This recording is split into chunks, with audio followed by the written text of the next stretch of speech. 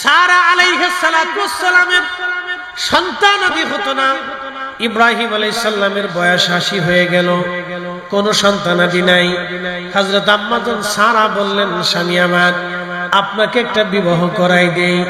আল্লাহর খলিল বলেন, ঠিক আছে। হযরত কালে কার সঙ্গে বিবাহ পড়াবা? বলে আমার দাসী হাজেরার সঙ্গে। হযরত আম্মা জানের দাসী হাজেরার সঙ্গে বিবাহ পড়াই দিলেন। বিবাহ পড়াই দেওয়ার পরে আম্মা জান হাজেরা অন্তঃসত্ত্বা হলেন। আল্লাহর খলিল তাকে আদর করেন, যত্ন করেন, কিন্তু আম্মা জান সারার এটা পছন্দ হলো না। একদিন ডাক দিয়ে বলেন, স্বামী, মনে যদি কিছু না মনে করেন, তাহলে আপনাকে আমি একটু অনুরোধ করব। আপনি আমার স্বামী, আপনি আমার প্রথম স্ত্রী, আমি আপনার প্রথম বিবি। আপনাকে বিয়ে করাইলাম হাজেরার সঙ্গে, আপনি হাজেরাকে একটু দূরে কোথাও আপনি রেখে দিয়ে আসেন। আম্মা জান হাজেরা আলাইহিস সালাম যদিও সিদ্ধান্ত উনার, কিন্তু ইব্রাহিম আলাইহিস সালাম বললেন, বিবি রে, আমি তো তোমার সিদ্ধান্তে সিদ্ধান্ত নিতে পারি না। আমার রব যদি সিদ্ধান্ত দেয় তাহলে মেনে নেব। আল্লাহ ডাক দিলেন, খলিল যান, আপনার স্ত্রী হাজেরার সিদ্ধান্ত আমি আল্লাহর সিদ্ধান্ত। হাজেরা যেটা বলছে আপনি সেটা করে দেন। একবার জোরে বলা যাবে কি মারহাবা? হাজেরাতে হাজেরার গর্ভে আল্লাহ একটা সন্তান দিলেন, তার নাম হযরত ইসহাক। ইসহাক আলাইহিস সালামের গর্ভে আল্লাহ পাক তিনার বোন নসলে আল্লাহর একটা সন্তান দিলেন, তার নাম ইয়াকুব। ইয়াকুব আলাইহিস সালামের এক নাম ছিল ইসরাইল। ইয়াকুব আলাইহিস সালামের নসলে আল্লাহ একটা সন্তান দিলেন, হযরত ইউসুফ। হযরত ইউসুফ, ইউসুফ আলাইহিস সালামের ঘটনা সূরা ইউসুফের ভিতরে আল্লাহ লিখেছেন। ইয়াকুব আলাইহিস সালামের বেটার নাম হযরত ইউসুফ আলাইহিস সালাম। হযরত ইউসুফ আলাইহিস সালামের দাদার নাম হযরত ইসহাক আলাইহিস সালাম। হযরত ইসহাক আলাইহিস সালামের বাবার নাম হযরত ইব্রাহিম আলাইহিস সালাম। এই নসলে আল্লাহ ৭০,০০০ নবী রাসূল পাঠাইলেন বনি ইসরাইলকে হেদায়েত করার জন্য। আল্লাহ ৭০,০০০ নবী পাঠাইলেন এই নসলের মধ্যে। আর হযরত ইসমাঈল আলাইহিস সালামের নসলে আল্লাহ একজন নবী পাঠাইলেন, তিনি আমার আপনার নবী রাহমাতুল লিল আলামিন। ওই এক নবীকে যদি এক পাল্লায় দেন, তামাম দুনিয়ার নবীকে যদি আরেক পাল্লায় দেন, এক নবীর ওজনের সমান হবে না। কথা কোন ঠিক কি না? হযরত ইসহাক আলাইহিস সালামের নসলে, ইয়াকুব আলাইহিস সালামের নসলে আল্লাহ রাব্বুল আলামিন ৭০,০০০ নবী পাঠাইলেন। আর হযরত ইসমাঈল আলাইহিস সালামের নসলে আমার আল্লাহ একজন নবী পাঠিয়ে দিলেন, তিনি আমার আপনার নবী রাহমাতুল লিল আলামিন। ইসমাঈলকে কেন্দ্র করে বর্তমানে কাবা, আর হযরত ইসহাককে কেন্দ্র করে বর্তমানে বাইতুল আকসা। এজন্য ইহুদিরা বাইতুল আকসা নিতে চায়, খ্রিস্টানরাও বাইতুল আকসা নিতে চায়, কারণ হযরত ঈসা রুহুল্লাহর জন্ম হয়েছিল বাইতুল আকসায়।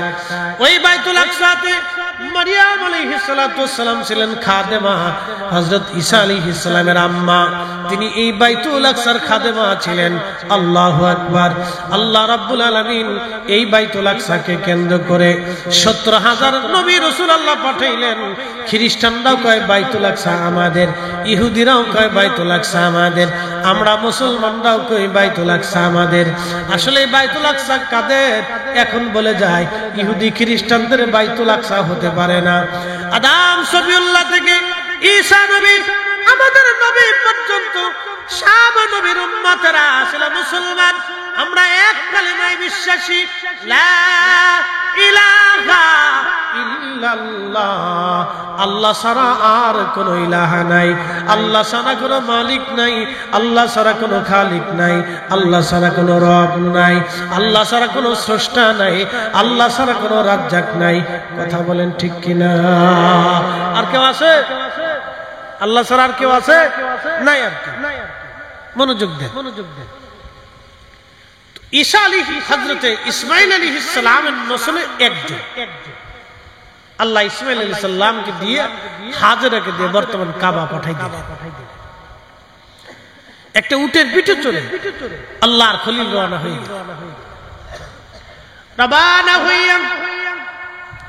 বর্তমানে কাবা জমজম কূপ যেখানে পাশে একটা গাছ ছিল, তৎকালীন সময়ে এই গাছের নিচে এসে আল্লাহর খলিল ইব্রাহিম আলাইহিস সালাম হযরত হাজরাকে নামায় দিলেন। কিছু পানি আর কিছু খেজুর দিয়ে হযরত হাজরাকে রেখে দিয়ে ইব্রাহিম আলাইহিস সালাম রওনা দিলেন। এমন সময় হযরত হাজরা আলাইহিস সালাম ইব্রাহিম আলাইহিস সালামের জুব্বা টেনে ধরলেন, পিছন দিক থেকে জুব্বা টেনে ধরলেন, কিন্তু ইব্রাহিম আলাইহিস সালাম দাঁড়াইলেন না, তিনি হাঁটতে লাগলেন। আর হাজরা জুব্বার আসল ধরে ধরে পিছে পিছে হাঁটতে লাগলেন আর বলতে লাগলেন, স্বামী একটা বার আপনি বলে যান, এই নিঝুম জায়গায় আপনি আমাদেরকে রেখে গেলেন আপনার নিজের ইচ্ছায় না আল্লাহর ইচ্ছায়? ইব্রাহিম আলাইহিস সালাম ডেকে বলেন, বিবি 80 বছর পরে আল্লাহ একটা সন্তান আমাকে দিয়েছে, 80 বছর পরে আল্লাহ আমাকে একটা কলিজার টুকরা দিয়েছে। এই সন্তানটাকে আমি খোদার হুকুমে নির্জনে নিবৃতে বনবাসে গাছের নিচে রেখে যাচ্ছি। বিবিরে, আমি আমার ইচ্ছায় রেখে যাচ্ছি না, এটা আমি আমার আল্লাহর ইচ্ছায় তোমাদেরকে রেখে যাচ্ছি। তখনই হযরত হাজরা বললেন, হাসবুনাল্লাহু নি'মাল ওয়াকিল নি'মাল মাওলা ওয়া নি'মান নাসীর। আল্লাহর খলিলের বিবি আম্মা জান হাজরা ডাক দিয়ে বলতেছে, স্বামী খোদার হুকুমে যেহেতু রেখে যাচ্ছেন, তাহলে আপনি শুনে নেন, আল্লাহ আমাদের রিজিকের ফয়সালা করে দিবে, আল্লাহ আমাদের নিরাপত্তা দিবে, আল্লাহ আমাদের সব ব্যবস্থা করে দিবে। একবার জোরে বলেন আল্লাহু আকবার। আরো জোরে, আরো জোরে, আরো জোরে জোরে জোরে।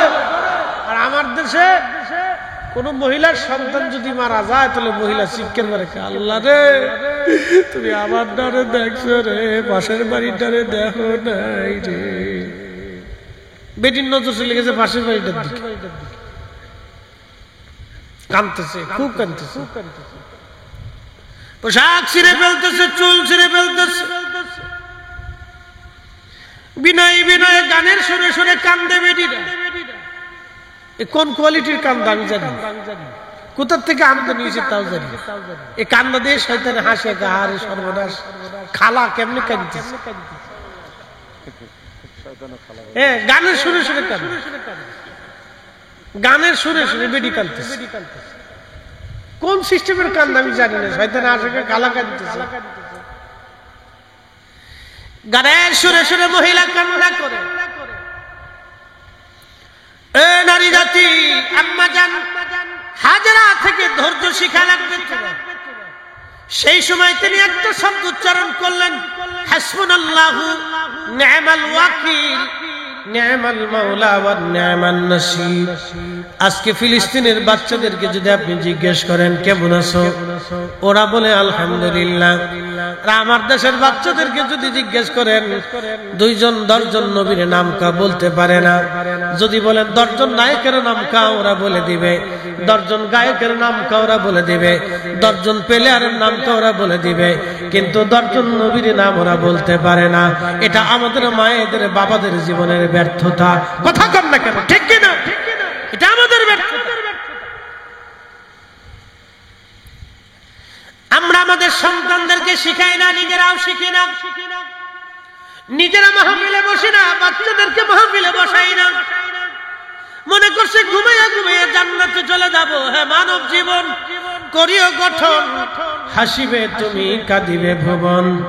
এমন জীবন করিও গঠন, হাসিবে তুমি কাঁদিবে ভুবন।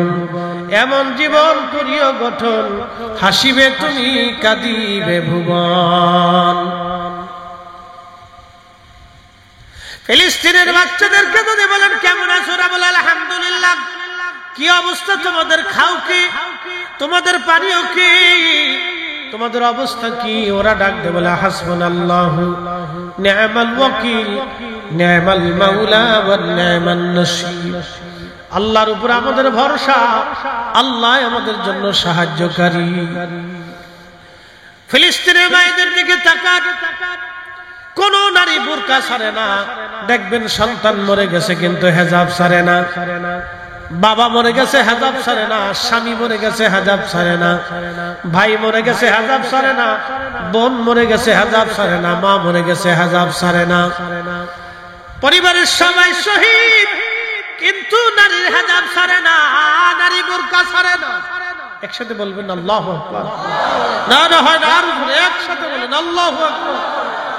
তাহলে আমাদের নারীদের এরকম হেজাব বোরকার দরকার, আমাদের নারীদের বোরকা হেজাবের দরকার, প্রয়োজন, আল্লাহ ফরজ করে দিয়েছেন।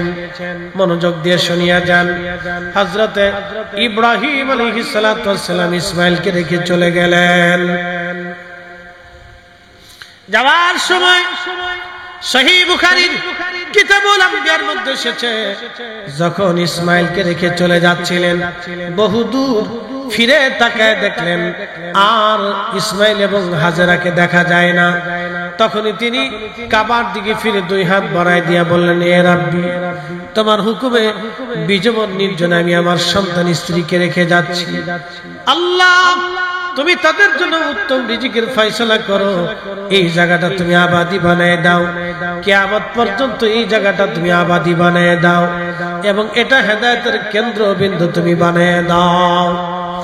আল্লাহর খলিল দোয়া করলেন, তিনি হাত তুলে হাত বাড়াইয়া তিনি দোয়া করলেন। ওই সময় তার মানে বোঝা গেল, এই দোয়া থেকে বোঝা যায় হাত বাড়িয়ে দোয়া করা, হাত উঠি দোয়া করা শুধু আমাদের নবীর সুন্নত না, এটা সব নবীর জমানার সুন্নত। একবার জোরে বলা যাবে কি মারহাবা? লা ইলাহা ইল্লাল্লাহ, লা ইলাহা, লা ইলাহা, হাসবি রাব্বি জাল্লাল্লাহ, মাফি কলবি গায়রুল্লাহ, নূর মুহাম্মদ সাল্লাল্লাহ, বলি নূর মুহাম্মদ, ওরি লা ইলাহা ইল্লাল্লাহ, লা ইলাহা, লা ইলাহা ইল্লাল্লাহ, মুহাম্মাদুর রাসূলুল্লাহ সাল্লাল্লাহু আলাইহি ওয়াসাল্লাম। হাজরাকে দিয়ে গেছে, ইসমাঈলকে দিয়ে গেলেন, দিয়ে গিয়ে চলে গেলেন আবার তিনি হারানে, বর্তমান ফিলিস্তিন, আবার চলে গেলেন আম্মাজান সারার সাথে। আম্মাজান সারার বয়স 100 বছর, আমাদের খোদার খলিলের বয়স 100+10 কি 14। তখন আল্লাহ জিবরাইল আলাইহিস সালামকে দিয়ে 11 জন ফেরেশতা সহ ইব্রাহিম আলাইহিস সালামের বাড়ি পাঠাই দিলেন। আল্লাহর খলিলের একটা আদত ছিল মেহমানদারি করা। আমার দিকে তাকান, এটা আমরা মুসলমান ভুলে গেছি। অনেকে ভাবেন যে এটা খাওয়ালি বুঝি বেদাত হয়ে গেল, এটা একটা ডাহা মিথ্যা ভুল ধারণা। আল্লাহর খলিলের আদত অভ্যাস ছিল মেহমানদারি করা। তিনি কোনো মেহমান ছাড়া খাবার খাইতেন, প্রতিনিয়ত ডেকে ডেকে ঘরে এনে মানুষকে খাওয়াইতেন। একসাথে বলবেন না মারহাবা? সহিহ বুখারীতে আল্লাহ রাসূল বলেন, উম্মত রে, তোমরা যদি সম্ভব হয় তাহলে তোমার ভাইকে একটা কুরমা দিয়ে হলেও খাওয়াইয়া হলেও তুমি আল্লাহর জাহান্নাম থেকে বাঁচার চেষ্টা করো। প্রেমাগার মুসলমান, আল্লাহর খলিল বসে আছে, জিবরাইল মানুষের বেশ ধরে আর বাকি ফেরেশতারা যুবকদের সুরত ধরে আল্লাহর খলিলের সামনে যা সালাম দিলেন, আসসালামু আলাইকুম ওয়া রাহমাতুল্লাহ।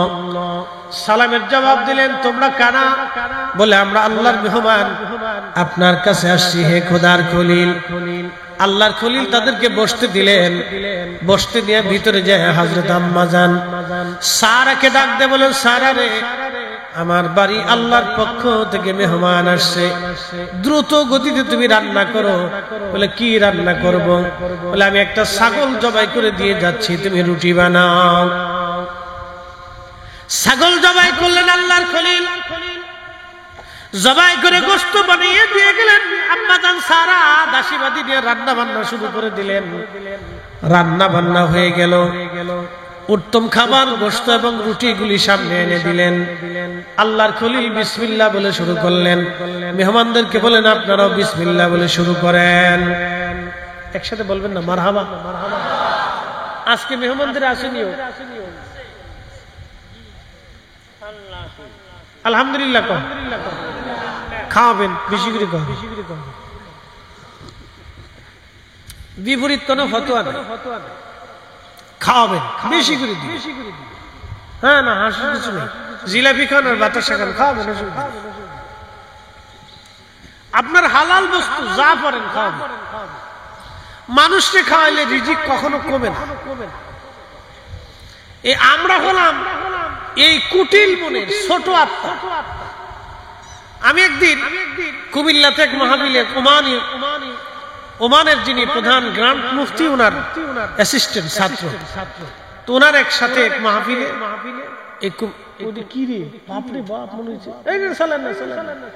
ওটা লাগতো না, ওটা শব্দে আমার কান ভারী হয়ে গেছে, বন্ধ করে দিয়েছে। আমি বলেছি জেনারেটর বাপরে বাপ, তুফান তুফান। এটাকে বলে সাউন্ড পলিউশন। শব্দের কারণে মানুষের মস্তিষ্ক দুর্বল হয়, বিভিন্ন রোগ আসে।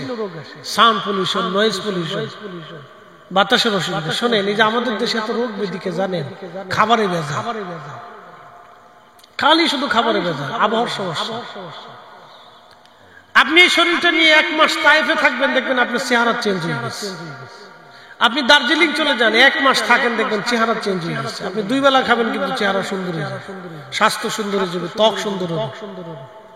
আবহাওয়ার কারণে এখন শুধু পলিউশন আর পলিউশন। সারফেস দেবেন, এখানে বেড়া মুতে, এখানে বেড়া বাথরুম করে, যে নিশে হ্যাঁ শরম লজ্জা নেই। ঢাকা শহরে আইন কিছু একদিন চেন খুলে দিয়ে দাঁড়াই গেছে। ও শরম লজ্জা কিছু না, কুত্তারও শরম করে, তোর শরম নেই। কি কথা কান, কুত্তারও শরম আছে, তোর শরম নেই। ও রাস্তার কোনাত খারাইয়া সে নুসা করে বাস ছেড়ে দিয়ে বাস মেশিন চালাই চলতেছে, শরম নেই। কুত্তারও লজ্জা আছে, তোর লজ্জা নেই। মানুষ আমি নবী না মানিলাম, কি যে ভুল করিলাম, ভস্মে ঢালিলাম ঘি, মানুষ হইয়া ভবেতে আসিয়া মানুষের করিলাম কি, মানুষ হইয়া ভবেতে আসিয়া মানুষের করিলাম কি।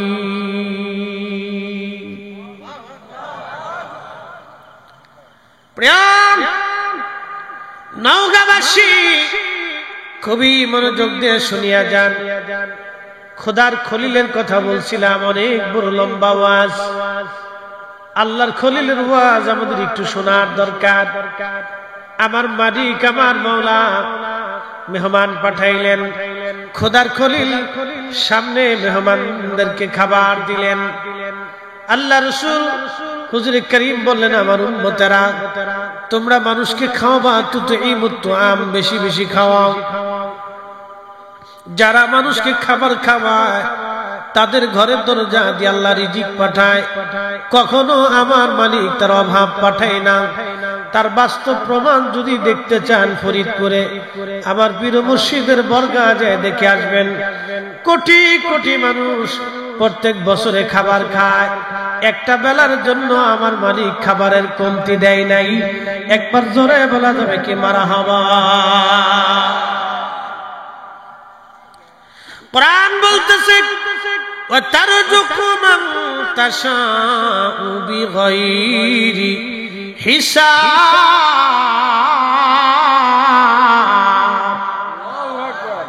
আমি যাকে খুশি তাকে অগণিত রিজিকের মালিক আমি আল্লাহ পাক বানায় দেই।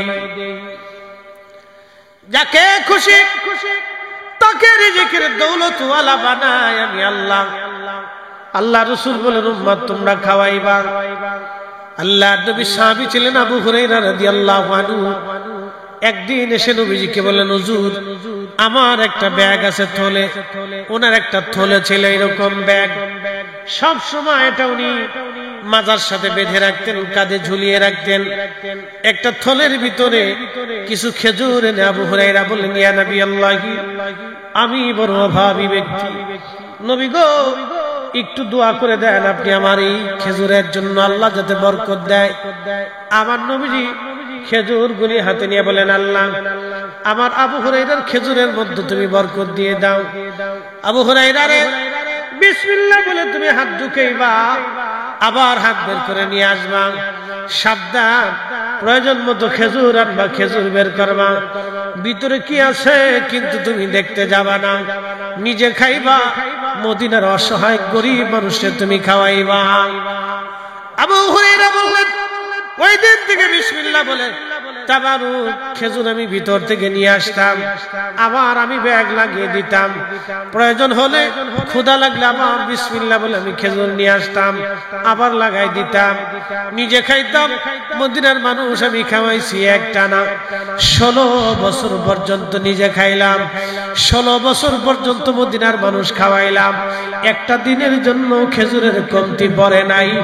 একবার জোরে বলেন আল্লাহু আকবার। 16 বছর পর্যন্ত খেজুর খেয়েছে।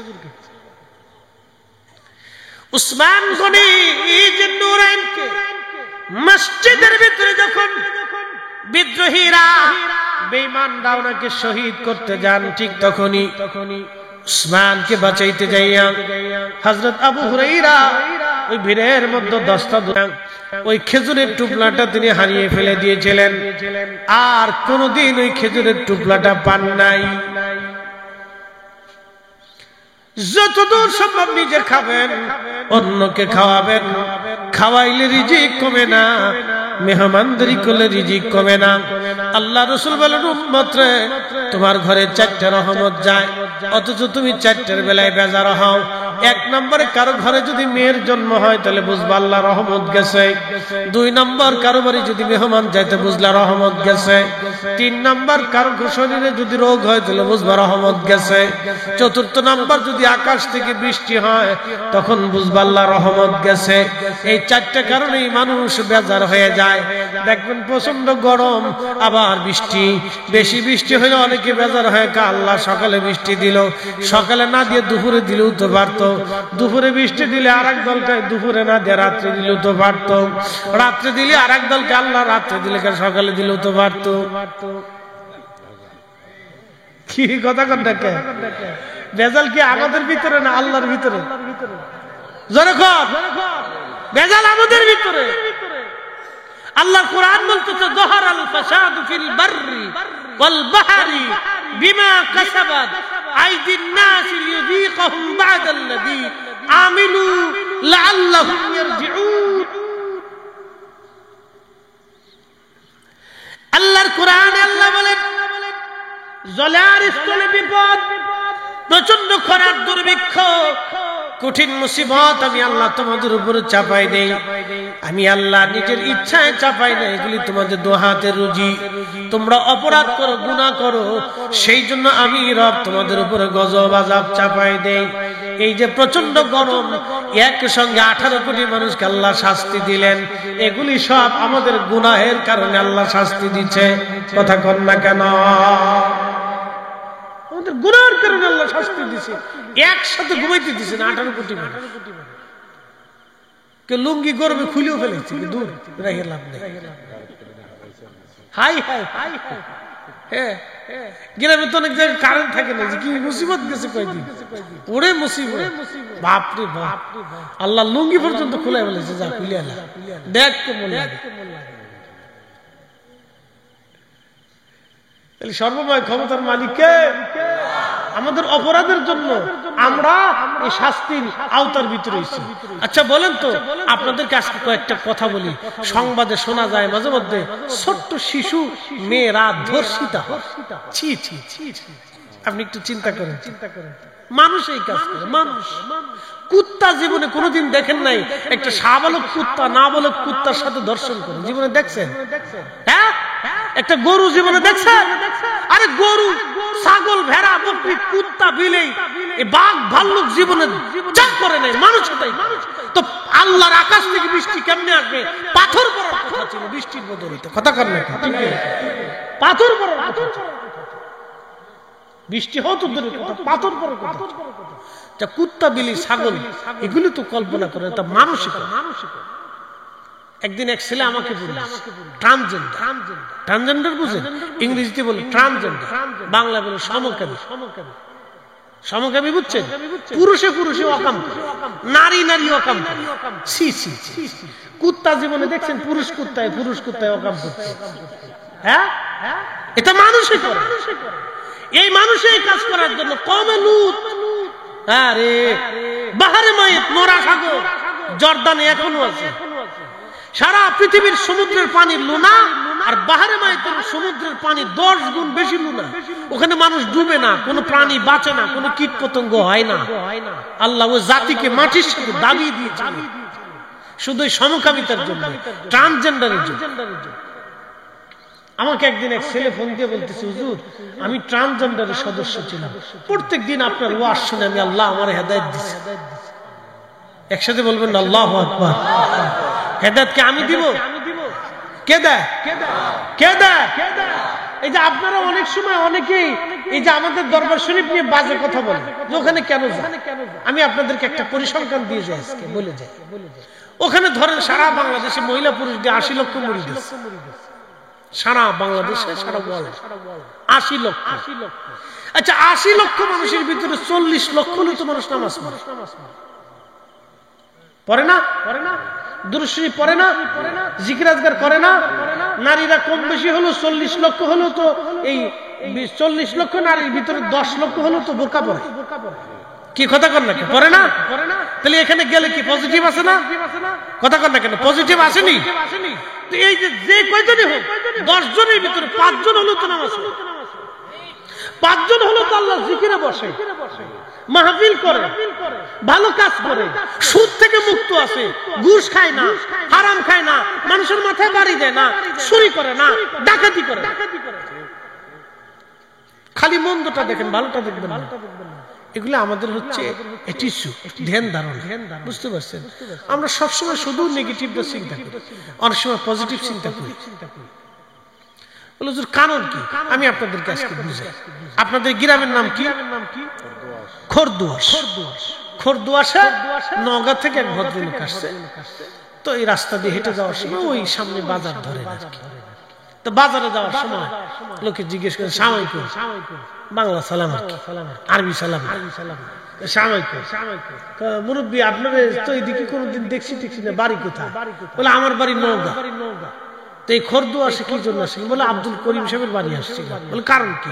ওনার একটা মেয়ে আছে, আমার একটা ছেলে আছে, তো আত্মীয়তা হওয়ার কথা, এই জন্য দেখতে এসেছিলাম। জাগার পাই। বলে কারণ কি? কেন মেয়ে চরিত্র ভালো না। কথা কর না, এরকম লোক আছে না? কথা কর না, খরদুয়াশে এরকম লোক নাই বুঝি? মানে সবলি আল্লাহ। হ্যাঁ, বাঙালি দেওয়ার লোক মনে হয় প্রত্যেক গ্রামে নাই, প্রত্যেক গ্রামে আছে বাংলাদেশে। কি কথা কর না কেন? প্রত্যেক গ্রামে এরকম কিছু লোক অসুস্থ মস্তিষ্কের লোক, এরা হলো অসুস্থ। এরা কি? কথা কর না কে? এরা কি? অসুস্থ। সিলেটি ভাষাকে বেমারি, এরা অসুস্থ।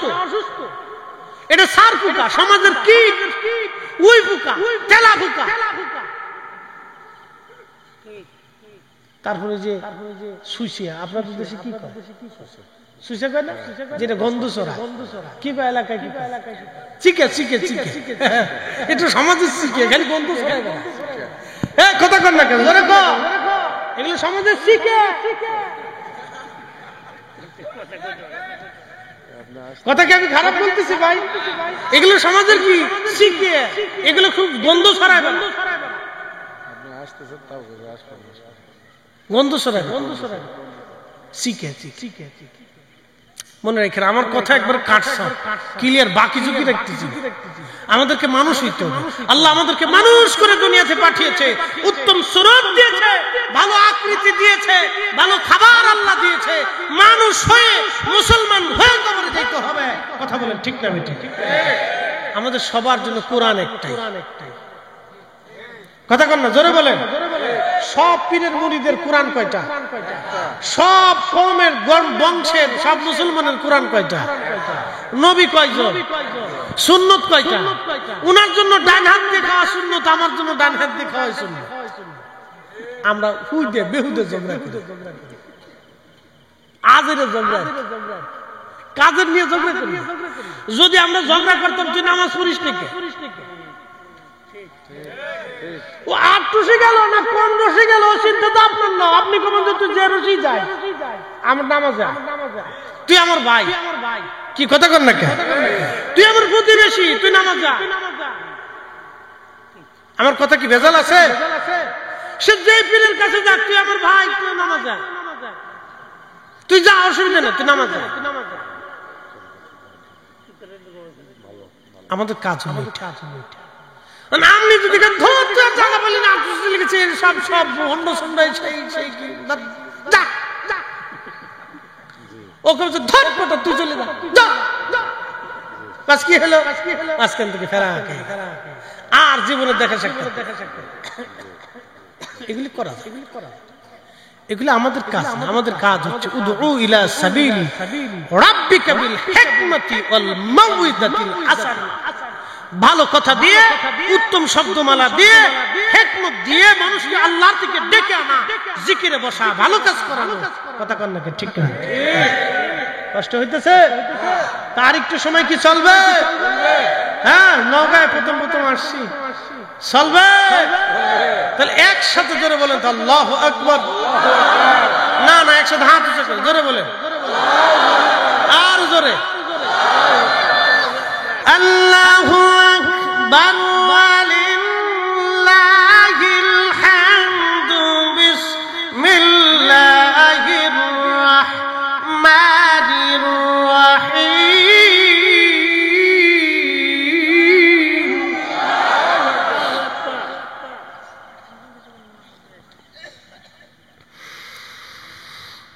মিল্লাতা বিকুম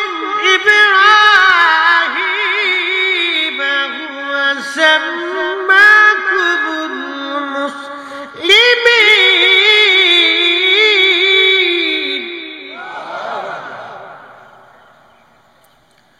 প্রিয় ভাইরা আমার, একেবারে লম্বা করব না, বেশি কষ্ট দেব না, আর 10টা মিনিট সময় দিবেন।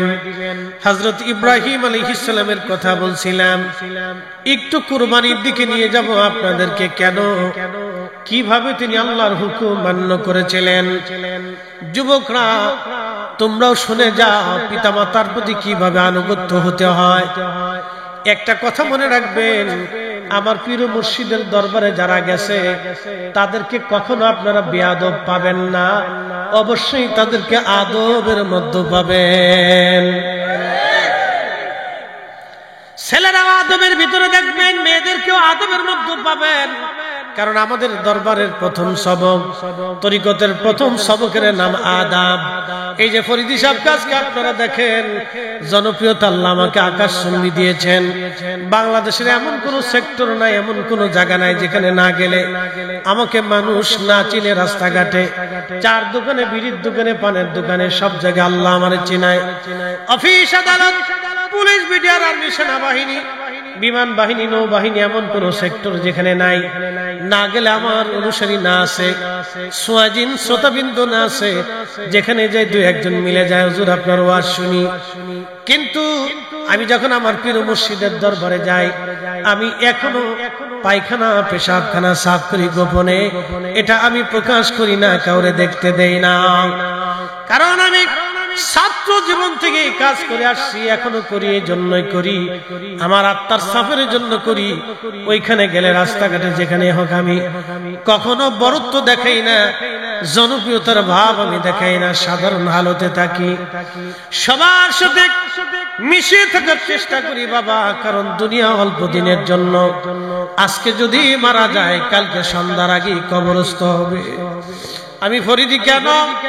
পৃথিবীর যত বড় বড় রাজা বাদশা বলেন না কেন দুনিয়া থেকে সবাই কবরে চলে গেছে, শূন্য হাতের বাপ আমরাও কবরে চলে যাব একদিন শূন্য হাতে। বাদশাহ क्या फकीर हो सबको एक ही ठिकाना, बादशाह क्या फकीर हो सबको एक ही ठिकाना। ঢাকা শহরের আজিমপুর আর গুলশান বনানীর গোরস্থানগুলির ভিতরে যায় দেখবেন হাজার হাজার কোটি কোটি টাকার মানুষের কবর এখানে পড়ে আছে।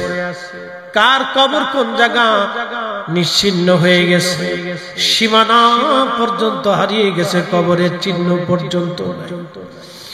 যাদের দিমাগে অহংকারে ক্ষমতার দাপটে মানুষের থরথর করে কাঁপতো, তাদের কবরের পাশে আজকে দাঁড়ানোর মতো কেউ নাই। এখানে আপনাদের খরদুয়া সেই গোরস্থান আছে না নাই? আসার সময় দেখে আসলাম বিরাট বড় গোরস্থান। বয়স কত হবে? গোরস্থানের বয়স কত হবে বাবা? হ্যাঁ, একটা আইডিয়া দেন। ধরেন 200 বছর। আচ্ছা, 200 বছরই ধরল আপাতত। 200 বছর আগে যারা কবর দেওয়া হলো তার কবরের চিহ্ন কি আজ আছে? তাহলে আমাদেরও 200 বছর পরে কবরের চিহ্ন কি থাকবে? তাহলে আরেকজনের জমি নিয়ে কেন মারামারি করব? আরেকজনের জমির আল কেন ঠেলতে যাব? আরেকজনের সম্পদে ইজ্জতে কেন আমি হাত দিব? আরেকজনের সম্পদে আমি কেন হাত দিব? আরেকজনের অর্থের ভিতরে মালে আমি কেন হাত দেব? যদি 200 বছর পরে আমার কবর হারিয়ে যায়, নিশ্চিহ্ন হয়ে যায়, তাহলে আমি কেন সুদ আর ঘুষের কারবারি করে জীবন গঠন করব? আজকে থেকে নিয়ত করে যাব, রব জীবনে আর কোনদিন এই ভুল আমি করব না গো আল্লাহ। তোমার আইনে, তোমার বিধানে, তোমার নবীর সুন্নতে, তোমার ওলিদের যেই পথে ওলিরা চলে গেছে সেই পথে জীবন চালায়া আমাদের জীবনকে আখিরাতের জন্য তৈরি করে যাওয়াটাই বুদ্ধিমানের কাজ।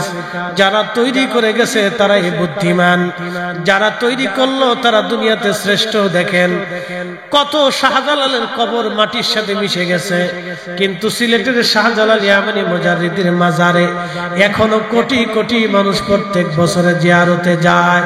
কথা বলেন ঠিক কিনা?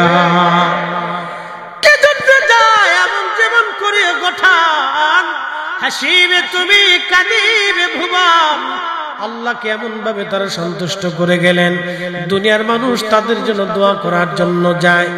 যতদিন বাংলার জমিনের আকাশে আযান চলমান থাকবে, কালেমার পতাকা উড্ডীন থাকবে, ততদিন শাহজালাল ইয়ামানি মুজাদ্দিদের জিয়ারত চলমান থাকবে, শাহ আলী বুগদাদের জিয়ারত চলবে, খান জাহান আলীর জিয়ারত চলবে, মাহেশ্বরের জিয়ারত চলতে থাকবে, আর রাজশাহীতে শাহ মাকদুমের জিয়ারত চলতে থাকবে, কোনদিন বন্ধ হবে না। কারণ তারা আল্লাহকে খুশি করে গেলেন, সন্তুষ্ট করে গেলেন। আমাদেরকেও আল্লাহকে সন্তুষ্ট করে যাওয়া লাগবে। কবর হারিয়ে যাবে, নিশ্চিহ্ন হয়ে যাবে, কবর আমাদের কিছুই থাকবে না। খুশি করেছিলেন ইব্রাহিম আলাইহিস সালাম, সন্তানকে রেখে চলে গেলেন, বহুদিন পার হয়ে গেল। আল্লাহ বললেন, ইব্রাহিম তুমি তোমার প্রিয় বস্তু কুরবানি করো।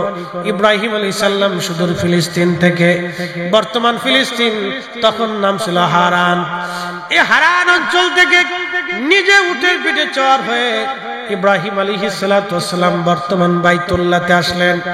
আসার পরে দেখলেন বিরাট বড় জনবসতি। এই জনবসতি দেখিয়া আল্লাহর খলিল ইব্রাহিম আলাইহিস সালাম খোঁজ নিয়া হযরত ইসমাঈলকে পাইলেন পরিণত বয়সে। কোরআন বলতেছে এইভাবে, ফালাম্মা বালাগা মাহুস সায়া ক্বালা ইয়া বুনাইয়া ইন্নী আরা ফিল মানামি আন্নী আযবাহুক ফানজুর মাযা ترى قال يا أبت افعل ما تؤمر ستجدني إن شاء الله من الصابرين একবার জোরে বলা যাবে কি মারহাবা আল্লাহর খলিল ডাক দে বলতেছে হে ইসমাঈল ফালাম্মা বালাগা মাহু সায়া ইব্রাহিম বালিগ হয়ে গেলেন ইসমাঈল পরিণত বয়সে উপনীত হলেন বুঝের শক্তি হলো তিনি বালিগ হলেন বালিগ মানে বিবাহের উপযোগী হলেন তার মানে কেউ বলেছেন 15 16 17 বছর বয়স কেউ বলেছেন 18 কেউ 12 বিভিন্ন জনের বিভিন্ন উক্তি পরিণত বয়সে উপনীত হলেন ইসমাঈল আলাইহিস সালামকে ইব্রাহিম আলাইহিস সালাম বলেন বেটারে ইন্নী আরা ফিল মানাম আমি স্বপ্ন দেখলাম আন্নী আযবাহু আমি তোমার জবাই করতেছি কুরবানি দিচ্ছি আল্লাহ আমাকে হুকুম দিয়েছেন তোমাকে কুরবানি করা বেটা তুমি বলো তুমি এই কুরবানিতে রাজি আছো কিনা এই যুবকরা ছেলেরা ভালো করে শুনে নাও মা বোনরা শুনিয়া যান নিজের সন্তানকে বাবা মার প্রতি আনুগত্য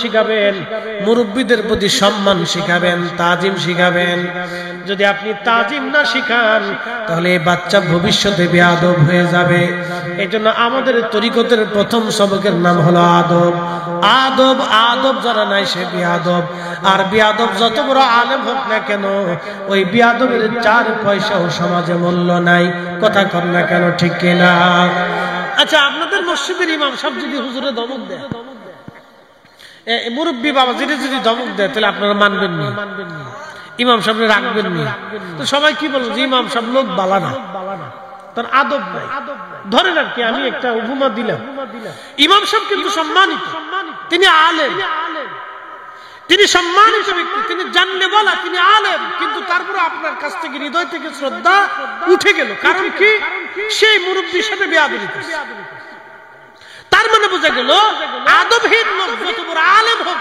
যত বড় জ্ঞানী হোক তার 4 পয়সাও দাম নেই দুনিয়াতেও যদি দাম না থাকে তাহলে আখিরাতে এই জন্য তরিকতের প্রথম সবকের নাম কি আদব আল্লাহু আকবার আদবে মানুষ আউলিয়া হয়েছে কত সত্য আদবে মানুষ আউলিয়া হয়েছে প্রিয় উপস্থিতি হযরত ইসমাঈল ডাকতে বলতেছে আব্বাজান ও আব্বাজান আপনাকে আল্লাহ স্বপ্ন দেখিয়েছেন আদিষ্টিত করেছেন হুকুম দিয়েছেন আমাকে কুরবানি করা আব্বাজান আপনি চিন্তা করেন না সাতাজিদুনি ইনশাআল্লাহু মিনাস সাবিরিন ইনশাআল্লাহ আল্লাহ চাহে তো আপনি আমাকে সবরকারীর মধ্যে পাবেন আপনি কুরবানি করে দেন আব্বাজান কোনো চিন্তা নাই আমি সব মেনে নিলাম আর আমাদের দেশের ছেলেদেরকে যদি বাবা বলে বেটা এটা নিয়ে আসো তুমি যাও বাবার এটা খাইতে মন চাইছে আরে খাইও কথা কর না আদব আছে নাই আমরা শিখাইতে পারি ব্যর্থ এ নওগাঁর মুসলমান ইব্রাহিম আলাইহিস সালাম বিবির কাছে যা বলেন বিবি সন্তানকে সুন্দর কাপড় চোপড় পরে সাজায় দাও নিয়ে যাব তাকে আমি সন্তানকে নিয়ে যাওয়ার সময় হলো সুন্দর কাপড় পরিয়ে গোসলাদি করে সন্তানকে আদর করে দিয়ে দিলেন বর্তমান মিনা প্রান্তরে যেখানে শয়তানকে পাথর মারা হয় ওইখানে চলে গেলেন আর অমন সময় শয়তান ডাক দেখে ইসমাঈল তোমাকে জবাই করার জন্য নিয়ে যাচ্ছে তখন ইসমাঈল আলাইহিস সালাম পাথর নিক্ষেপ করেন দূর হওয়া শয়তান আমার আব্বাজান আল্লাহর হুকুমে আমাকে কুরবানি করার জন্য নিয়ে যাচ্ছেন তুই এখানে কেন আসছিস আল্লাহর খলিল পাথর নিক্ষেপ করলেন শয়তান ধসে গেল এইখানে গেলে এখনো শয়তানকে পাথর মারা হয় যদিও শয়তান ওইখানে নাই কিন্তু শয়তানকে পাথর মেরে সেই দিনের আনুগত্যটাকে স্মরণ করা হয় এখন শয়তানকে কেন পাথর সন্দেহ তো নাই ওখানে তো পাথর কেন ওই যে বাবার প্রতি সন্তানের আনুগত্য এবং আল্লাহর বান্দা কর্তৃক আল্লাহর প্রতি আনুগত্য। যে রব হুকুম দিছে কুরবানি করার জন্য, ইব্রাহিম আলাইহিস সালাম কুরবানি করবেই। ইসমাঈল আলাইহিস সালাম বলতেছেন আমার আব্বাজানকে আল্লাহ হুকুম দিয়েছে, আমাকে কুরবানি হতেই হবে। একসাথে বলা যাবে আল্লাহু আকবার। আর আমার দেশের কুরবানি হলো ফ্রিজ রেডি করে। কি কুরবানি রে বাপ, ফ্রিজ রেডি হয়, স্বাদ হয়, বাড়ির বেডি আরো ডিজিটাল। মহিলাদের কথা কেউ লাভ নাই, পুরে বাপরে কথা হিসাব করতে দেখি কয় মন হইতে পারে। ফ্রিজে কোন কোন জায়গা রাখবে আগে রেডি কর, কোন কোন জায়গা রাখবে আগে থেকে পরিকল্পনা শুরু হয়ে যায়। এইরকম কুরবানির 4 পয়সা মূল্য আল্লাহর কাছে নাই। কথা কন না কেন, ঠিক কিনা? এই জন্য সন্তানদেরকে আল্লাহর প্রতি, রাসূল কারীমের প্রতি আনুগত্য এবং পিতামাতার প্রতি আদব, মুরব্বীদের প্রতি আদব। আমাদের দেশের বহু ছেলে বহু যুবক মুরব্বীরা সালাম পর্যন্ত দেয় না। ঠিক আছে বলেন কেন, জোরে বলেন। বহু যুবক আছে মুরব্বী সালাম দেয় না। আর মুরব্বী যদি রিকশাওয়ালা দিন মজুর হয় তো 4 পয়সা দাম নেই। মুরব্বী যদি রিকশাওয়ালা দিন মজুর হয় তো 4 পয়সা দাম নেই বাবা, ওর কাছে দামই নেই। আর যদি একটু লাট সাহেবের গুলো হয়, নিচে যদি 3 লাখ টাকার মোটরসাইকেল ফাঁসার নিচে থাকে, তাহলে ভুড়ুত ভুড়ুত ভুড়ুত ভুড়ুত। সামনে চাচা না বাপ না খালু না তালুই না বিয়ে, কিচ্ছু নেই, ওর কাছে কিচ্ছু নেই। ওই ইসরায়েলের ট্যাঙ্ক নিয়ে ঘুরতেছে। কি কথা কর না, ওই ইসরায়েলের ট্যাঙ্ক নিয়ে ঘুরতেছে, সামনে যা পাবে সব সাবা সাবা করে এই চিন্তা ওরা। ও মানুষই মনে করে। ইসরায়েলের যেমন ফিলিস্তিনিদেরকে মানুষ মনে করে না, আর ও মোটরসাইকেল বাসার নিচে ঢুকলে ও আর সামনে মুরব্বী মনেই হয় না।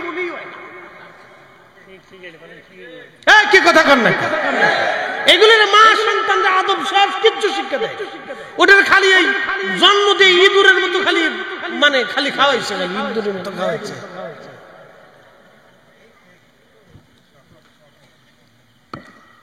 কষ্ট হইতেছে আপনাদের? উচিত কথা কিন্তু মাই বাজার হয়ে যায়। ডাল ভাতে কুটুম বাজার হয়, আর গরম ভাতে বিলাই বাজার হয়।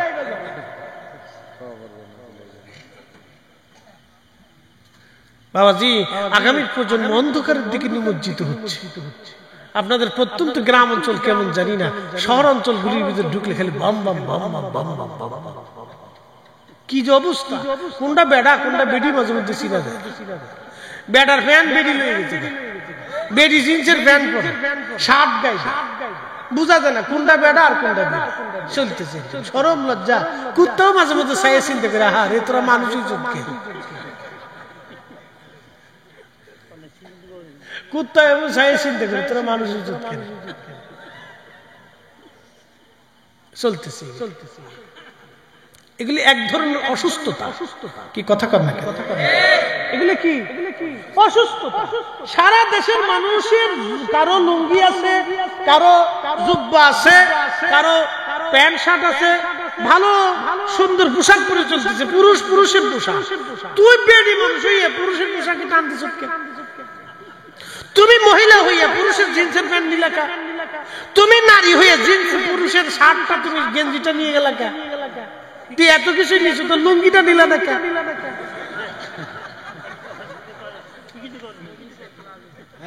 লুঙ্গিটাও নিয়ে যাও, জাঙ্গিটাও লয়ে যাও, যাও লয়ে যাও। আমরা লুঙ্গি জাঙ্গিয়া তোমরা সব নিয়ে যাও, তোমরা ওই পায়জামা কি ট্রাউজার আর কি সেলার কামিজ আমরা দিয়ে দাও, যাও হয়ে গেল। পাগল দেশে কত কোয়ালিটি হয়েছে বাবা। এগুলো এক ধরনের অসুস্থতা। কি কথা কর না কেন, ঠিক কিনা?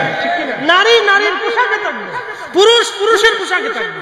কথা কর না কেন, ঠিক কিনা? সে কোন ধর্মের সেটা আমার বিষয়। নারী নারীর পোশাকে, পুরুষ পুরুষের পোশাক। আল্লাহ নারীকে নারীর আকৃতিতে তৈরি করছে, পুরুষকে পুরুষের আকৃতি। আচ্ছা কোন তো ছাগল কোনদিন বাঘ হইতে পারে, নারী কোনদিন পুরুষ হইতে পারে? এটা বুঝেন না। এত কিছু বাইকে চুরি করে শেষে আমরা আর বাড়ি থাকতে দিবেন না। এমনি আসার সময় আগেই বলে দিচ্ছে সাবধান, মহিলাদের বিরুদ্ধে ওয়াজ করলে খাওয়ান কিন্তু নসিব হবে না। আমার বাড়িতে একবার গ্রিন সিগন্যাল রেড সিগন্যাল দিয়ে দিচ্ছে, না অসুবিধা না, বলবার না রেড সিগন্যাল দিয়ে দিচ্ছে। কেমনি আমার ওয়াজ শুনছে, এক জায়গায় ওয়াজ করছিলাম, ওটা ইউটিউবে ঢুকছে, ঘুরতে ঘুরতে ওর আড্ডায় চলে গেছে। তো ধাতারি মারছি কায়দা মতো, 4 তারিখ জায়গায় খাওয়ান টান হবে না। কারণটা কি? তুমি বেডি মাসির বিরুদ্ধে ওয়াজ করো, সর্বনাশ মাইরি ফেলছে রে। খুব মনোযোগ দিয়ে হযরত ইব্রাহিম আলাইহিস সালাম সন্তানকে নিয়ে গেলেন। শেষ ওয়াজ আমার মা বোনেরা শুনে যাবেন, যুবকরাও শুনে যাও। আল্লাহর খলিল মিনা প্রান্তরে যেখানে আপনারা দেখবেন একটা চিহ্ন সেখানে এখনো আছে। হযরত ইব্রাহিম আলাইহিস সালাম ছোট্ট একটা টিলার উপরে হযরত ইসমাঈল আলাইহিস সালামকে নিয়ে গেলেন। ছুরিতে ধার দেওয়া হচ্ছে। পৃথিবীর কেউ নাই, শুধু ইব্রাহিম এবং ইসমাঈল। জনমানবহীন নির্জন আল্লাহর খলিল ছুরির মধ্যে শান দিচ্ছে, পাথরের মধ্যে ছুরিটাকে ধার দিচ্ছিলেন। ইসমাঈল আলাইহিস সালাম ডাক দিয়ে বলেন, আব্বা জান, আপনি তো এখন আমাকে কুরবানি করে দিবেন, খোদার হুকুমে আপনি আমাকে জবাই করে দিবেন আব্বা জান। তাহলে দুইটা ওসিয়ত আপনাকে করে যাই, দুইটা অনুরোধ আপনাকে করে আব্বা জান দয়া করে রাখবেন। দেখেন একটা সন্তান তার বাবাকে বিনয়ের সাথে বলছে, আব্বা জান আমাকে জবাই করার আগে ছুরিতে ভালো করে আপনি একটু শান দিবেন, আর আমার হাত পা গুলি শক্ত করে আব্বা জান বেঁধে দিবেন, যাতে আমি নড়াচড়া করতে না পারি। যদি নড়াচড়া হয় তাহলে আপনাকে কুরবানি করতে বাধাগ্রস্ত হবে। আব্বা জান আপনি আমার চোখগুলি সুন্দর করে বেঁধে দিবেন, আর আমাকে উপর করে শোয়াবেন, আর আপনি আব্বা জান আপনার চোখগুলি সুন্দর করে আপনি বেঁধে নিবেন।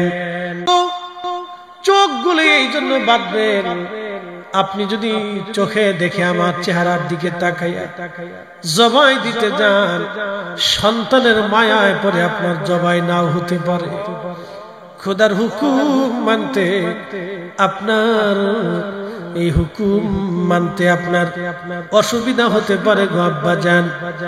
যদি আমার মোহে পড়ে খোদার হুকুমে আপনি দেরি করে ফেলেন, আল্লাহ বেজার হয়ে যাবে। একটা সন্তান তার বাবাকে কত বিনয়ের সঙ্গে খোদার কথা স্মরণ করিয়ে দিচ্ছে। বুঝতে পারেন কলিজার ভিতরে 80 বছর পরে আল্লাহ একটা সন্তান দিয়েছিলেন, কলিজার মধ্যে কেমন করে ব্যথা হতে পারে।